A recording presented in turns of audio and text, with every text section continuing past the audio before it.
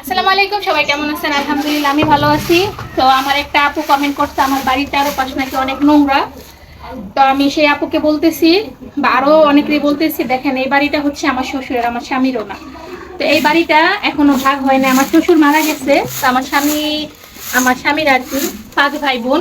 তো আলহামদুলিল্লাহ সবাই এখনো মিলেমিশে আছে, এখনো ভাগ বাড়াটা হয় নাই। বাড়িটা আলহামদুলিল্লাহ অনেক বড়।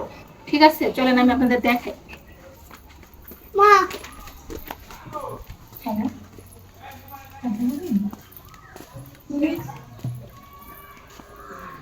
এই যে দেখেন, এই যে সব জায়গাগুলো দেখতেছেন, এইখান থেকে ধরে যে বাক্স, আশেপাশে যে জায়গাগুলো দেখতেছেন আলহামদুলিল্লাহ এগুলো আমার শ্বশুরের।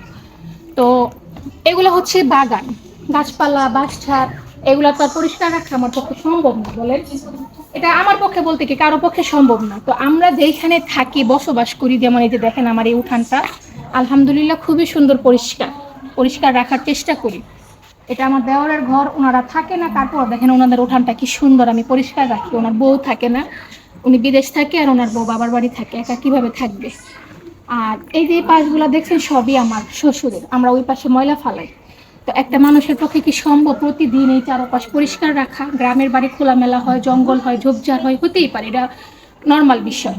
তো আমি যে এখানে থাকি ওইখানটা দেখবেন যে পরিষ্কার না পরিষ্কার, তো মাঝে মধ্যে পাতা পড়ে, আমি ভিডিও করি, ভিডিওতে উঠতে পারে, এটা কোনো ব্যাপার না। একটা মানুষ হয়তো অনেক সময় আমার শরীর ভালো থাকে না, আমি যা করি একদম ন্যাচারাল ভিডিও দিই, কোনো বানানো না। আমি প্রতিদিন কি করতেছি না করতেছি দেখেন, আমার গাছে কি সুন্দর জবা ফুল ফুটছে মাশাআল্লাহ। ওয়াও মা, তো আমি প্রতিদিন কি করছি না করছি আপনাদের সেম ওই ভিডিওগুলো দিতেছি, কোনো বানানো না। অনেক সময় মলা থাকতেই পারে, এগুলা দেখে আপনারা বলেন, আপনাদের অধিকার আছে বলার, আপনারা বলতেই পারেন।